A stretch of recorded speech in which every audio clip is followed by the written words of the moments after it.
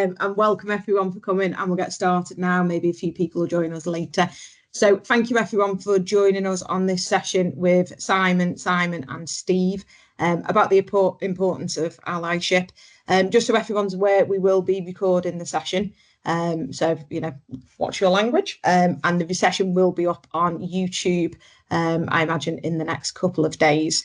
So the vision behind today's session was to bring a couple of gents together who I know and do a lot of work within the EDI sector, whether it's mentoring women or other people within the industry that are properly underrepresented, and was to get them together just to sort of give a bit more of a practical idea to people as to how they can support women or other people in the industry to progress and rise upwards. So we've brought together Steve Slessor, who used to be the president of the CICES a couple of years ago. We've got Simon Hamlyn, who is the CEO of the CIS at the moment, and we've got Simon Navin, who heads up the EDI for the CICES. So I'm just going to hand over to each of them so they can introduce themselves, and then we'll get on with the question panel. So Steve, do you want to tell us a little bit more about yourself? Thanks, Genna, for the introduction, and good afternoon, everybody. Welcome. Thanks for taking a bit of time out of your busy day to come and listen to this. I think for me, so in my current role, I'm chief executive of a company called RSE. Probably traditionally known as a mechanical electrical contractor, but as just said, moving more into more products manufacturer. But before that, I spent 18 years as at Galliford Try with various senior roles, and up as being managing director of their UK environment business. But I've got a long-standing commitment and background with the institution. I had the privilege to lead it as president a few years ago. Unfortunately, during COVID, so a lot of the stuff I'd like to have done was cut short, but a very important part of the journey. And it's good to be given an opportunity by Genna to come in and share some experiences with people. I think it's interesting. I wouldn't necessarily class myself as a male ally. I would just see it as just doing the right thing. So but even so, it's been nice to be asked and called that. Cheers, Stephen. Simon Hamlyn, should we jump onto you? Yes, good afternoon, everybody. Simon Hamlyn, I'm the chief exec at the institution, been in post for just over 18 months. My previous background was in membership organisations, 2 or 3 of those, branded international drinks and publishing. And I'm delighted to be here today and look forward to a productive session. Thank you. And Mr. Navin? Yeah, hi all. Thanks, Genna, and thanks for asking me onto this session. So I'm Simon Navin. I'm a chartered surveyor through RICS and member of the institution, been associated with the institution for many years. And as you mentioned, I'm the chair of the EDI Council. Been working across this industry and adjacent industries for 3.5 decades, something like that. So lots of experience, particularly in digital transformation, kind of strategic vision, trying to move our industry forward. So yeah, really looking forward to this conversation and to see what I can add. So thanks for asking. Well, thank you very much, all 3 of you. Well, we'll kick off with the first question. Hopefully you've got your answers well drafted. So can you share a little bit of your personal journey and what led you to become passionate about supporting women in the construction industry?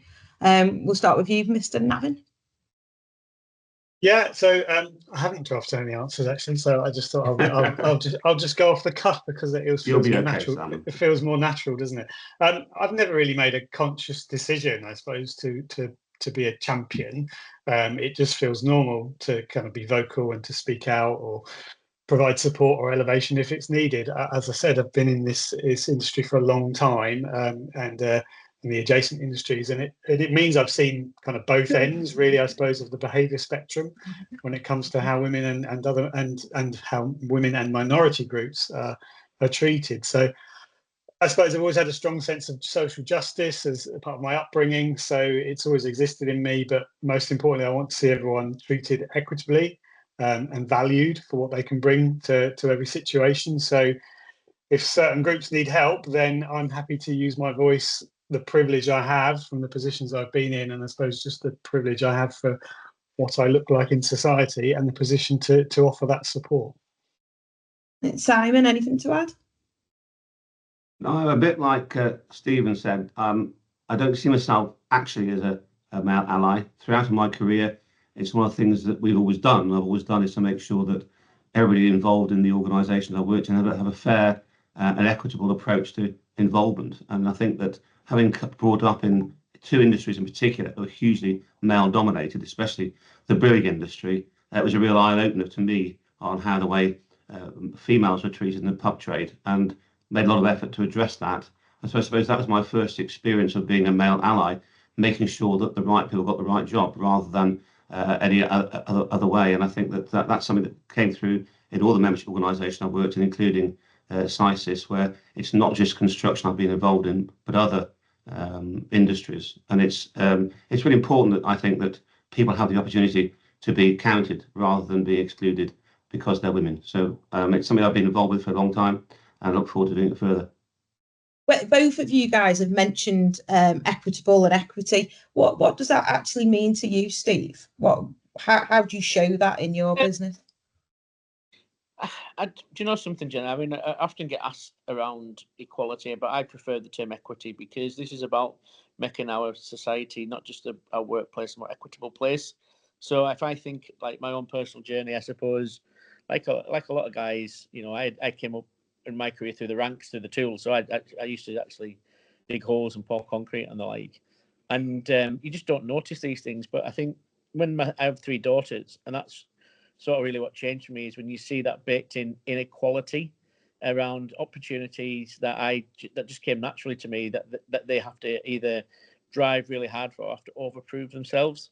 So I think there's, like, you know, for me, that it's about a mindset of over time. That's a wider societal issue, Genna, rather than necessarily here and now. This is about construction around equality and giving people that opportunity, you know, firsthand, rather than I'm a firm believer, for example, of not being like, I mean, some organisations will have like gender specific rules or gender specific policies around recruitment. I just don't think that's right.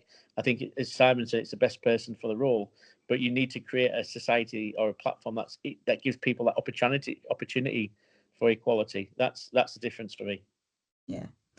What do you think are the biggest challenges that women face in the construction industry? I mean, Steve, you've been in it for years. Me and you've known each other for years. What do you see are our challenges? Do you know something? I mean, there's lots. I think the biggest ones that I come across is, you know, actually having like proper mentorships. Like, if I think about my own career, I've been really blessed. There's always been a guiding hand behind me trying to push me along the way. I just don't think women have that kind of sort of person around them that can drive, because they look around them in this industry and all they see is other men. They don't see many other women. So getting representation around other women, getting them into leadership roles is important, because you know, otherwise young people, early careers professionals coming through that are not male won't see that. And so it's almost like I can't be any of those things because there's nobody there like me. So, you know, there's things like that around those gender stereotypes and biases that are inherent in where, and don't get me wrong, things are much more improved than they were 5, 10, 15, 20 years ago, but there's still work to do. You know, there's still things around, like, you know, it's still quite common for lots of families where the main caregiver in a family is a woman. And how do you create like a real balance of like family friendly policies, get that work-life balance right to be able to advocate for that? So I think they're the main challenges, and plus, you know, continually pushing barriers. You know, the more people we have in role models, in that, the easier it will be for people to keep breaking those barriers. So, I mean, that's something that I think comes up a lot, isn't it? That you've got women not at a senior level, so they can't offer that mentorship. But how do you then balance getting women into a senior role if you're then trying to give the job to the right person? I don't know whether that... Do you know what I mean? How do you push people up if you haven't got enough women interviewing? Are you then picking a woman over a man, etc.? I think you've got to, at some point, be intentional. But, you know, I'm mindful that, you know, you've got to have that sense of equity and fairness, Genna. But mentoring, you know, I'm sure that both Simons will talk about this, but mentoring is super important to push these people on, to give them opportunities. So when those opportunities come, they're available. Yeah. Simon, do you do a lot of mentoring? We'll go with Simon Navin. Do you do a lot of mentoring for women in your industry? Well, I like to think I try. I like to think I offer myself as a mentor to anyone who needs it. But I think when we think about, the challenges, and Stephen has mentioned like a couple of them, work-life balance, gender bias, and the mentoring one, I think is really important. Unfortunately, I think the list is still pretty long, and there's quite a few more challenges beyond that. We talk about lack of representation. There's still workplace harassment. I've heard horrible stories, even in today's society, about workplace harassment, which is it's not kind of open in the way that maybe it used to be, but it still happens. Inappropriate comments, forms of discrimination, hostile work environments. Those things still exist, and we need to.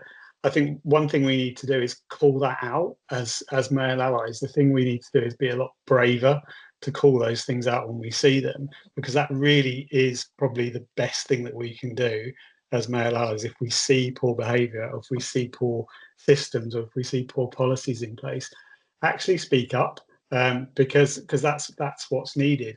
And actually, I was thinking about this question this morning, even though I didn't make any notes. As a father of two young men, one's 20, one's 15. There's something else we need to call out, is that real rise of these misogynistic influences that young men see. And what are we doing as a society in enabling these people to have a voice? We need to be better at closing those people down, and ensuring that they don't have a voice. I think I read somewhere that only 3 or 4% of apprentices coming into the industry are women, female. So if our young men are being influenced by those people, it's only going to make the pool of women coming through smaller, because they'll just feel they're coming into a really toxic environment. So we need to fight. We need to just be brave enough to stand up and say no to this kind of behaviour, and try and eradicate some of those challenges that exist. How do you get the balance right between inappropriate behaviour and when people then go, it's just a bit of banter?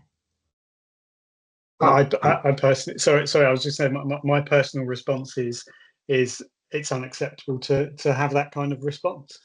We've moved on as a society. Everybody understands what's a joke. The majority of people do. Everybody knows when they've crossed the line.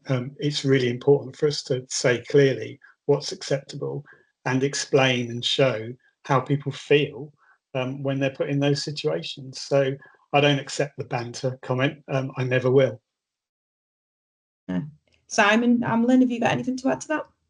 Well, I think Stephen and Simon really hit the nail on the head. I like the way Simon described his mentoring as you do your best you can. You don't have to have a formal mentoring system, but I like to think I do the best for all the people that work within the institution. I think that's a very important thing. I think one of the things that really is a challenge is gender discrimination and gender inequality. And unless we address that in the way that Simon described, you have to be clear and brave, and you have to be disruptive and call out bad behaviour where it is, and make sure people realise it won't be accepted.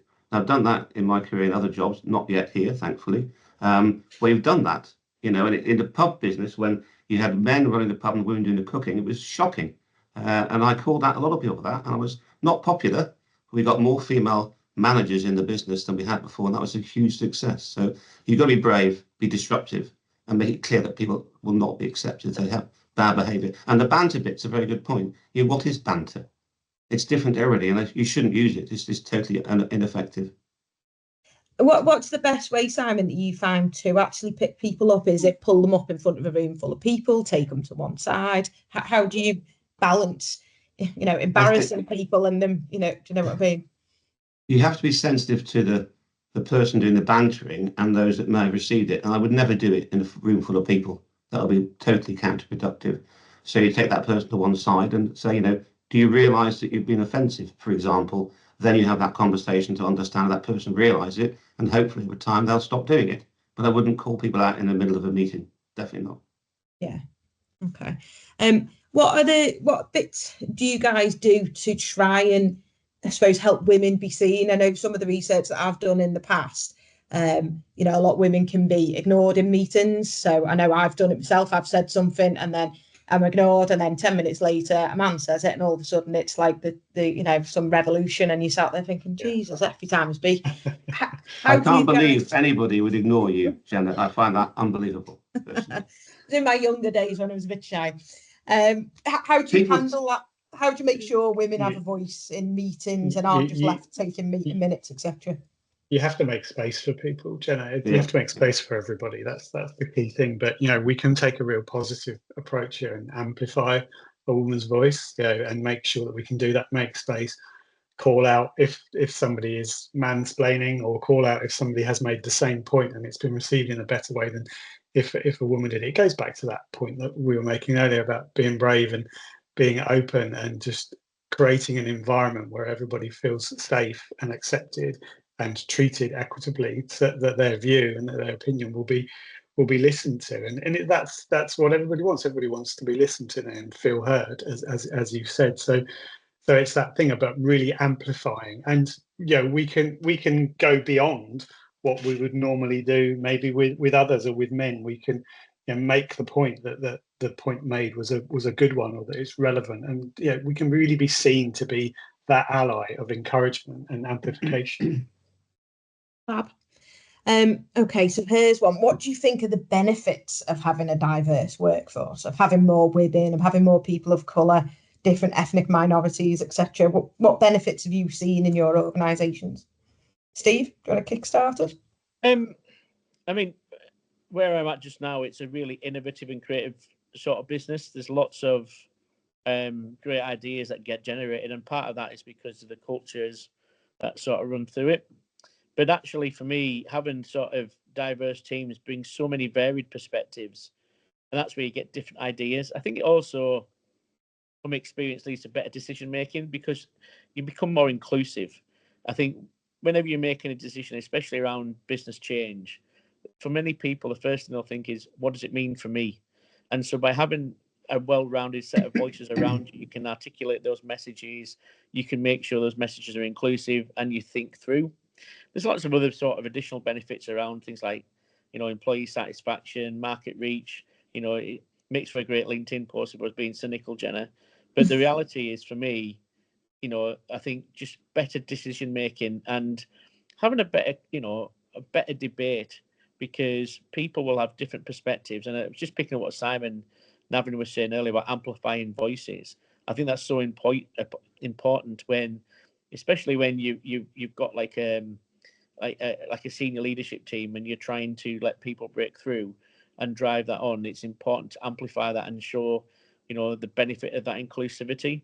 But for me, the benefits much outweigh any kind of perceived lack of incentives around having a really modern and diverse workforce. Well, Simon, Navin, you're shaking your head there. No, nodding. Nodding. Sorry, got that one wrong. I always try and simplify this in our industry, and you've probably heard me say this before.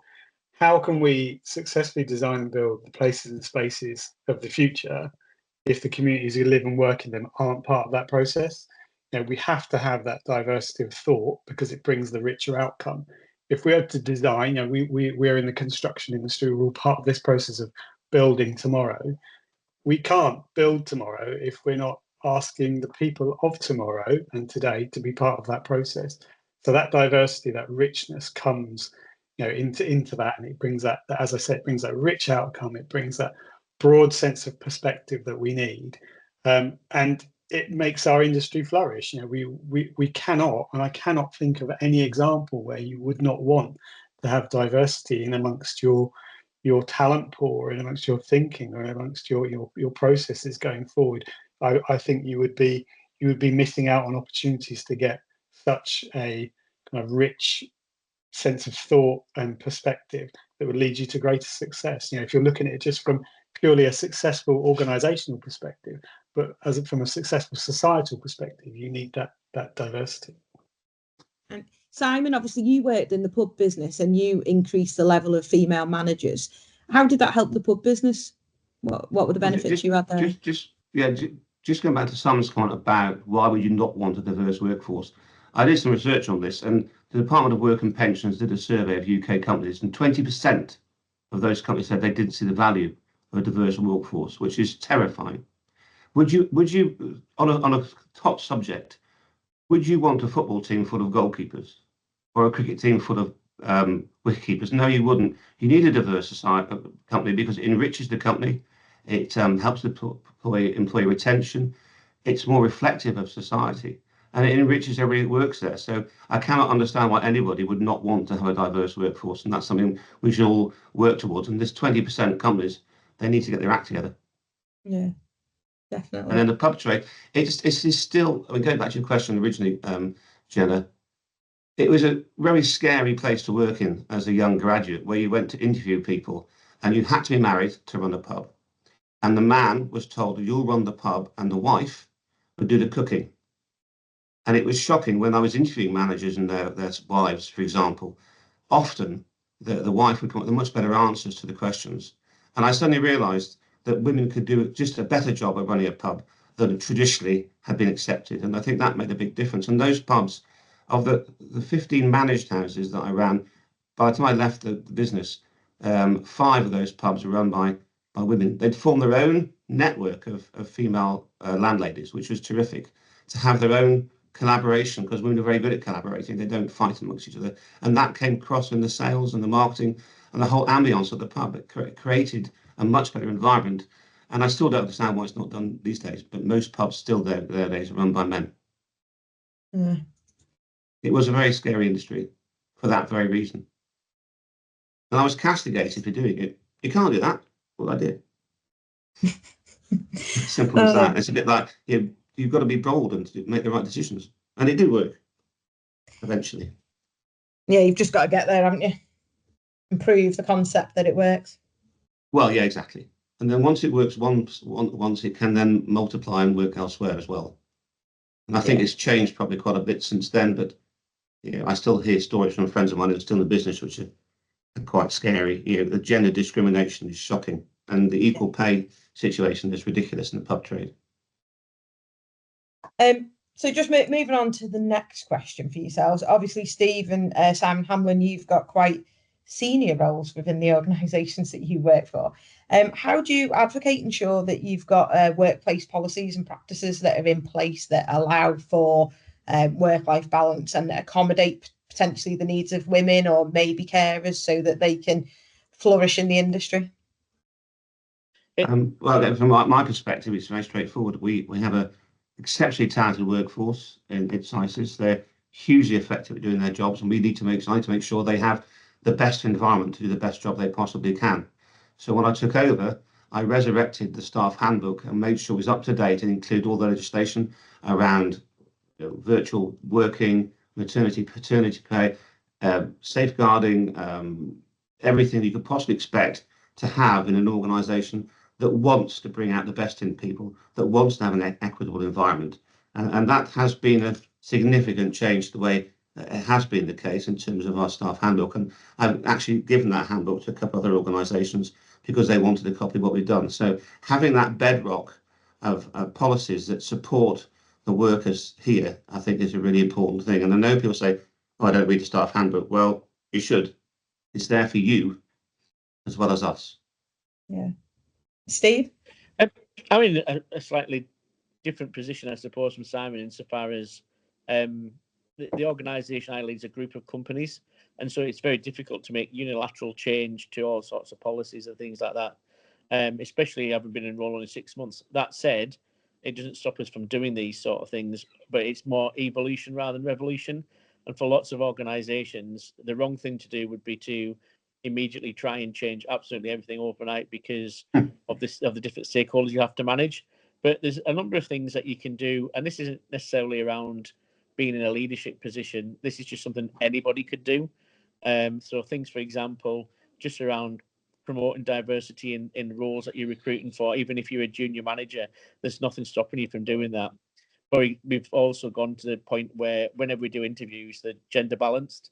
So there's not 2 guys rock up. It's balanced. So it offers that sort of straight away that people see in the business before they even join that there's a bit of equality there, because there's 2 people that have got opposite genders that are sitting on the interview panel. We are making moves around improving things like maternity and paternity pay.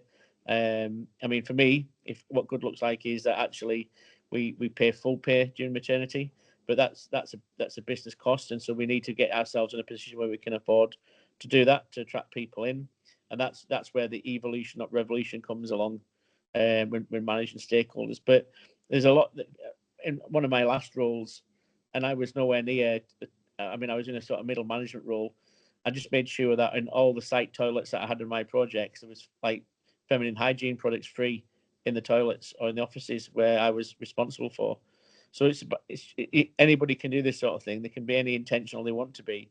You don't necessarily have to be a CEO or a director of an organisation to be able to do that.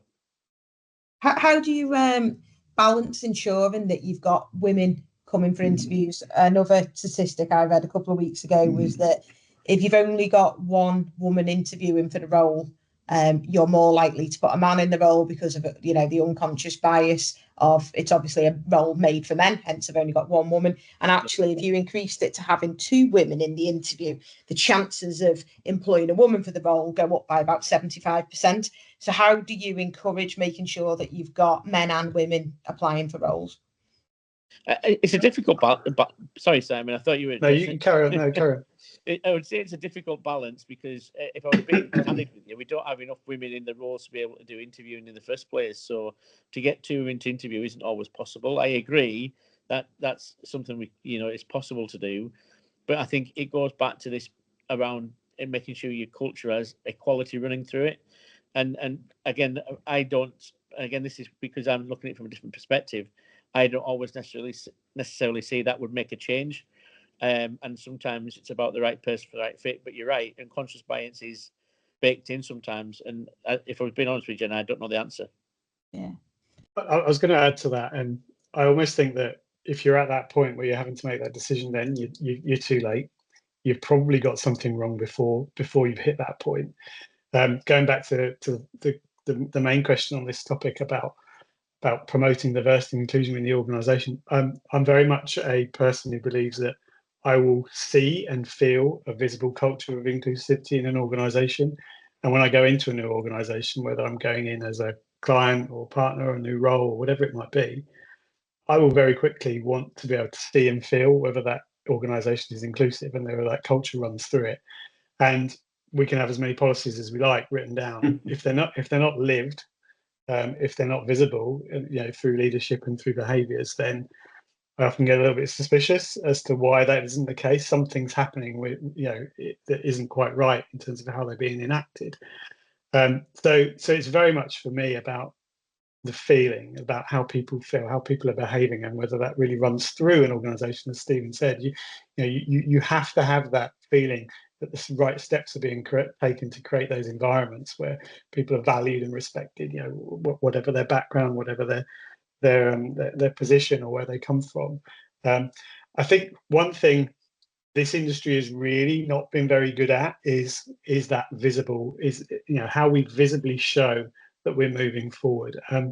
LinkedIn's a great example. I went on this morning and just thought, okay, let me just have a trawl back through the last 20 or 30 photos that have been posted by key organisations or key people in this industry. And there was a lot of things there about dinners and events and this, that, and the other. And there were a lot of white men in the images. And I thought to myself, okay, we're still probably not getting this right.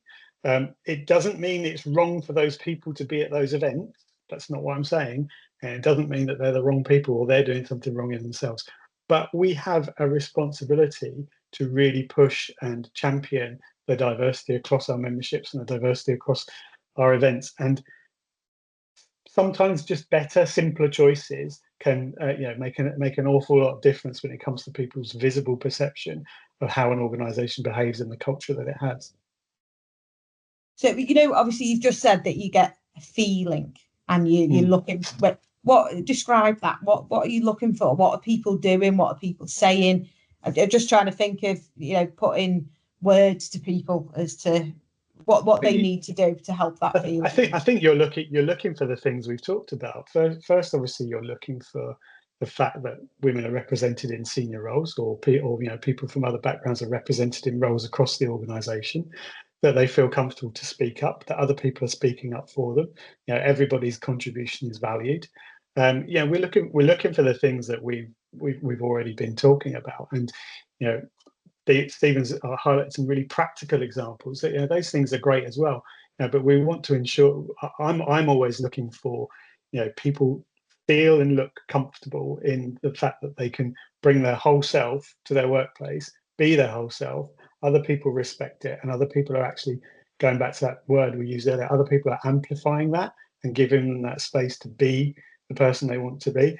Another great example is, this move away from all male panels at events. It's great that people are making such good strides to do that. It's a real positive step. It's kind of crazy that we have to do it, because that people are valuable, whatever their gender or background or community they're from. So, but I'm really pleased that we now get organisations coming to us saying we're only going to seek out a mixed panel, that's more diverse. I won't go on a panel if it's all male, for example. I've made that choice that I won't do it. So I think it's about seeing those real visible choices that people are prepared to make. Mr. Hamlyn, anything to add to that? I was going to the point that Simon made about all male panels. When we had our Manchester lecture earlier on this year, we had Craig Bennett, who's CEO of the Wildlife Trust, doing the keynote address, and he takes the same position that Simon does. He won't go on a panel if it's all men, and I think that's something we need to actively think about when we look at our events in the institution, to make sure we have that balance. And sometimes it's a challenge to make sure that happens, but we must make sure it does. Yeah, definitely. So another question for you all: how do you actively promote careers to younger women in the industry, or even bring women across from other industries into construction? Do you do anything with educational institutes, colleges, schools, or how do you support bringing them in?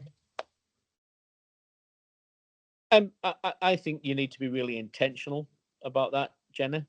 So if I think to some of the stuff that we're doing just now around targeted recruitment programs around women, by actually, getting our early careers professionals, for example, or more experienced team members, to actually go into schools and talk specifically to groups.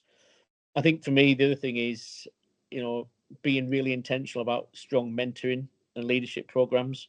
So we have a dedicated women in engineering leadership program we've just sort of rolled out since I came through the door, and be the company or be the organization or be the person you want to be, is what I would say. We can all complain and we can all lack and we can all look for excuses not to do something, but if we set out our intentions very early on and move in that direction, and as both Simons have said, the male, the all male panel thing is a great example of that, is where you don't want to be, you're setting an intention out about what your values are. So making sure that your values align to that and are delivered very much early on, going out into the marketplace. I mean, some of the other programs we've looked about doing is sort of targeting returning to work parents, for example. So, why does somebody have to be working in some roles, Monday to Friday, 9 till 5, when actually they can work anytime in those roles at all? And that helps increase diversity because it opens up your talent pool. So why would you effectively cut off maybe 35-40% of your talent pool just by having to expect people to work like that? So there's various things you can do, Genna, around that, but it's about being intentional for me. Yeah.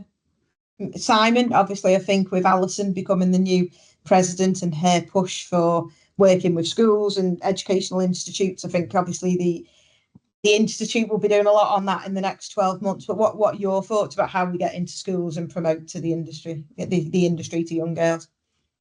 Well, it's a good point about Alison Watson's presidential theme, which is called Making the Space for Education. So I would anticipate that throughout her presidential year, starting in September, it could be focused on education. I know that there are long discussions about how we can address that. It's important that we get in on the ground floor with schools. And we did something that we hadn't done before by sponsoring an under-15s girls football team in Whitchurch, which meant we had our logo on the kit, and that logo went around the country. And it's interesting, the feedback we've had is that people wanted to know more about the institution because they saw it on a football shirt, but the actual girls who were at the school wanted to know more about the industry and what it all meant, because they didn't really know what surveying was about. But it was a starting point, and it was quite a successful one from my perspective, because it meant that we were in a different space than we had been before. And I think the more we can do that kind of thing, not necessarily sponsor lots of football teams, but get in at the ground floor is terrific. I went to a talk at a grammar school local to me, and I was horrified on the careers day that the boys were meeting with the armed forces group and the girls had the local hairdresser there. And I was absolutely shocked. And I said to the headmaster, this is just not what you should be doing. He didn't realise it, and so we changed it for next year, hopefully. But yeah, with Alison's predecessor, we do a lot in schools already, a lot through universities, so the more we can keep on doing that, the better, as far as I'm concerned. Simon, Navin, anything you do in particular in your organisation? I'm still slightly reeling from that example that Simon just gave. I know. It's awful, isn't it? But yeah. You know, I think both Steve and Simon have captured a lot of this well. There's some fantastic initiatives, you know, Construction Industry Training Board, Women into Construction, National Association of Women in Construction. They've all got great kind of initiatives going on about mentoring, about support that can be given, the way we put initiatives into place. I think, going back to an earlier point, we can really remove some of the kind of previous, I suppose, associations with roles in construction about needing to be, you know, have a certain physicality or working a certain way. We can remove all that by showing that the roles in our organisations, you know, it doesn't matter who you are, you know, or your background or your gender. You can do these roles. There is a role for it that everybody can play. And we can do that through that visible representation. We can show, you know, women in these roles. We can show pathways through to leadership. We can ensure that our organisations are well represented at the top level by both women and men, and show that, you know, this could be you, and create those pathways for people to show that they don't actually need to be excluded from anything that exists within our industry, because it's what you bring and the value you create as an individual, not what somebody might have previously described as the required, you know, physical requirements or skills that traditionally might have been associated with young men coming into the industry. Just following on from that, Simon, what advice would you give any of the ladies that are on the call at the moment to progress in the industry? What's the best thing for them to do? Find good mentors. I think is always a great thing to do. You know, find people that you can start to talk about. Okay, this is the outcome I'm looking for in my career, and they can help you plot a way there. I think one of the best things I ever did was finding a few trusted people that I could then just sit back and say, okay, you know, I want to end up here. How do I get there? And actually, by coincidence, actually, most of my mentors in the industry are women, and they've given me a different perspective about how I can take my career forward. But I would say always find trusted people that can give you real, solid, honest advice, and be very focused on what you want to achieve. There are no barriers, but find those people that are going to help you remove some of those barriers. And you know, and there's lots of people out there that can do it. Lots of allies that will do it, men or women. But yeah, that would be my main advice: is find those great people that exist in the organisation or in the industry that can help you plot the pathway to where you want to end up. And if there are women who are receiving, I don't know, any kind of issues at the moment, they feel that they're not being heard, or there's something going on in the workplace that they are uncomfortable with, how would you advise that they handle that, Steve? I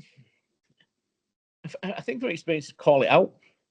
You know, I mean, it's easy for me to sit here and say that. I'll be really honest with you, and it's not always possible. Give me 1 second. Do you mind not playing that? Sorry, I'm in a meeting room and somebody's just started playing a video in a presentation. And yeah, so there's various ways that you know, you could do that. So first of all, yeah, call it out, but I'm mindful that's not always the case that you should do that. Equally, you know, having a trusted mentor, like Simon said, it would be, you know, you've got somebody you can go and talk to about this, or somebody within your organisation. I mean, I wouldn't recommend sort of bottling things up, because you just end up getting into a place of, you know, perpetual sort of, you know, it's not good for you. You know, and most organisations have some sort of like safe call, you know, for example, where you can actually phone up and use safe call. And if your organisation doesn't, try to find somebody trusted in that organisation who you can talk to about this.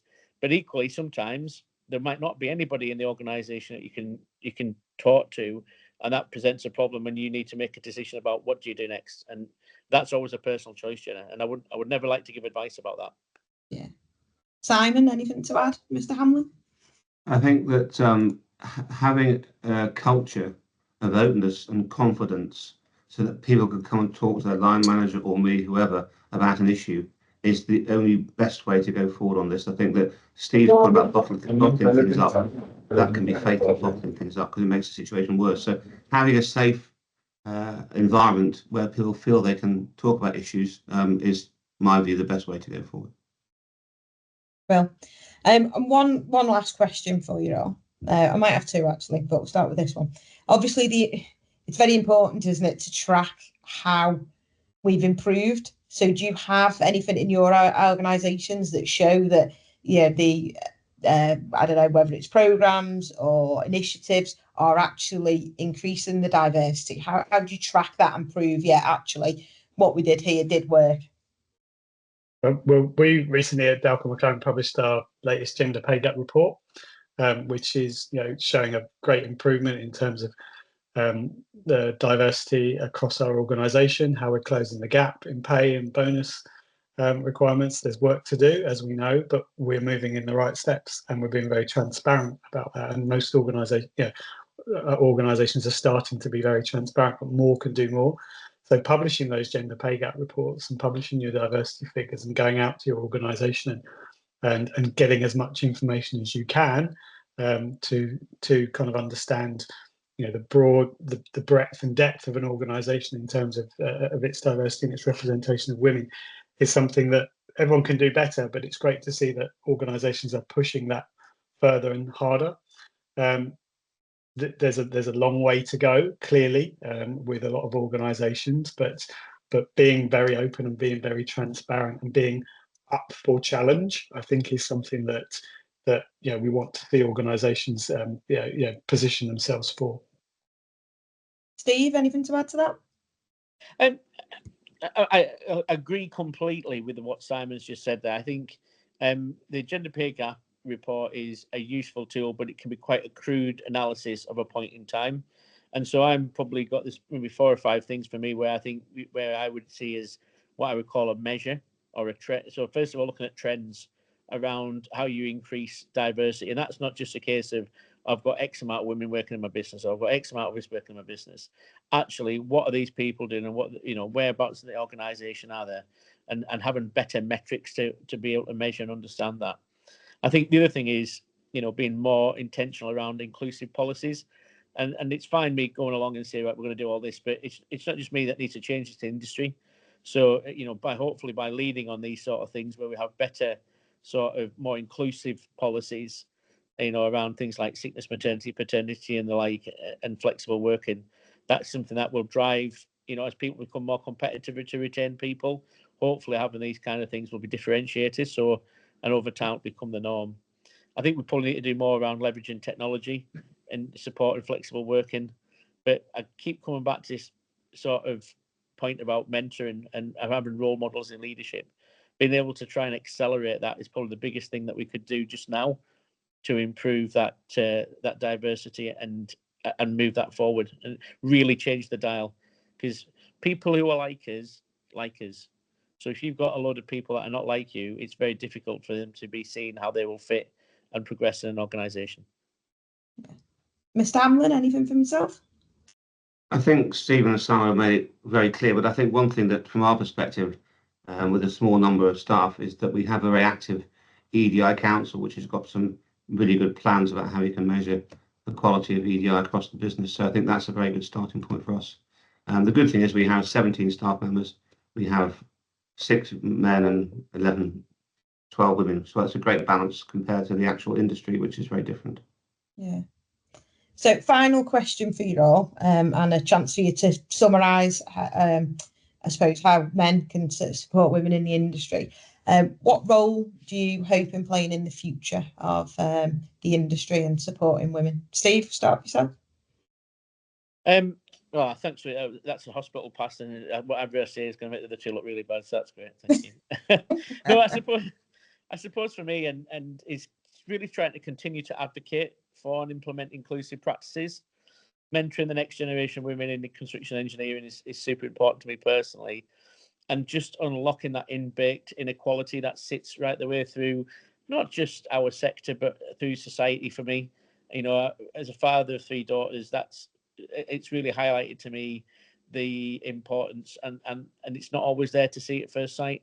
So continuing to advocate for that, continuing to not be a male ally as such, but just doing the right thing. Simon, Navin? Yeah, I mean, I'm not going to disagree with any of the points Stephen said, but definitely, you know, encouraging people to amplify voices. You know, that's what I think we can do going forward. And that's the role that I would like to see myself, you know, have is being somebody who can go out there and, you know, encourage people to encourage others, and show them that that's acceptable. I always think, you know, we live in this world where sometimes people feel reticent to try in case they make a mistake and they say the wrong thing. I think it's better to try and make the odd mistake than not try at all. We will all get things wrong. We all might use the wrong language. There's a lot of forgiveness that's needed in the world currently around all sorts of things. So when people try and do the right thing, we need to not jump all over them if they get it wrong. We need to be supportive and help them. And in my role through the EDI Council, and just in my role as a father and in society in general, then, you know, hopefully I can be that tolerant person that can say, do you know what, I don't think you got that quite right, but fair play, you've had a go. Let's see how we can maybe do that differently the next time. You know, we definitely need to remember that we're all on a learning journey constantly with what can be a very sensitive subject sometimes, and we shouldn't fear getting it wrong, because we should really encourage people to make that effort to try. Yeah. And Simon Hamlyn? My purpose from now on, as always has been, is to provide advice to men who want to support women in the workplace, so we can recognise and celebrate the different qualities that women bring to any organisation, and that summarises the view we should all take, to be quite honest. Brilliant. Well, thank you all three for joining us today. I was just wondering whether anyone has any questions. If you want to raise your hand and take yourself off mute. Genna, before you get on, the one thing that we haven't talked about, but I feel it's worth mentioning, is menopause. And this is probably something that affects women later on in their career. But, you know, just something to think about in terms of policy, you know, working practices and how you deal with that, and having, you know, more inclusive policies in place. Something that's, I think, is going to be increasingly important. And it's something that I think you can't bury your head in the sand about. And whilst I would never dream of mansplaining around menopause, I think it's important that people get a feel for the effects it can have on women especially. Yes, no, it's a really good point, Steve. I think as you do start to become an older lady, although I'm still 21, aren't I, Sam? It is something obviously that starts to play into your head, you know, be it perimenopausal, moving into the menopausal stage. And I think obviously a lot of women will understand what potentially is coming, although I think a lot of us probably don't. And there's probably a lot of symptoms out there that float around that you start to realise. But obviously for the men to take a little bit of time and actually understand where women are coming from, and how it can affect you mentally as you're starting to change, is probably really important, and probably one of the key sessions that we need to look at putting on over the next couple of weeks or months. My organisation I work for has a menopause at work policy, and recently had a number of menopause awareness sessions, which were really focused on ensuring that men come along too and understand, ask questions, you know, and every day's a school day, you know, in those kind of sessions. So it's great to see organisations really, you know, picking up on something that has been a relatively taboo subject for far too long. Yeah. Fab, any questions then? It seems very quiet in the audience at the moment. Simon, Steve, anything else to add? Any key points?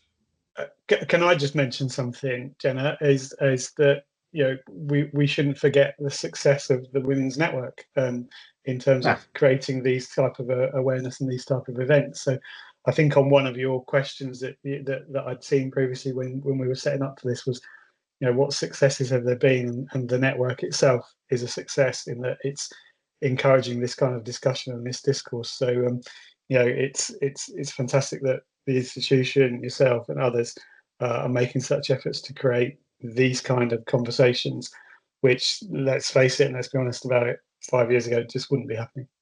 Yeah, no, it is. It's fantastic, the support that we've had from the institution to get this set off. So hopefully it will continue to evolve. I think we've just had a question pop in. How can we get more involved in the women's network and become mentors for each other? Alison, I'll drop you a message. I'll see if I can find your email, and I'll drop you a message and get you involved. And we've got a little WhatsApp group, so for any other ladies or gents who want to get more involved and know what's going on and have that support network around you, we do have a little WhatsApp group that's set up, and we try and talk and support each other in there. And then one of the things that we do want to look at is how we can set up some kind of mentoring link and offer that, where women can go to ask for a mentor. So it is something that we're discussing, and hopefully can put something out there in a couple of months about what we're going to do with that. Any other questions? No? Well, thank you very much, everyone, for attending today. And thank you so much, Steve, Simon and Simon, for answering all our questions. Hopefully, it's been a great opportunity for people to learn a little bit more about being an ally, although all three of you are just lovely gents and don't see it as an ally, but it is. And I think what you guys do to help support women in the industry is fantastic. And you are an ally, whichever way you want to put it. You three of you are lovely guys. So if you're looking for a mentor, reach out for these three. They'll probably kill me for saying that. But you are. Yeah, you've been a great help for me over the last few years that I've known you all. So thank you so much for coming on, and have a nice rest of your Wednesday. Thanks, Genna. Thanks all. Thank you, Genna. See you, Simon. Cheers, guys. Stephen. Thank you. Thanks, everyone.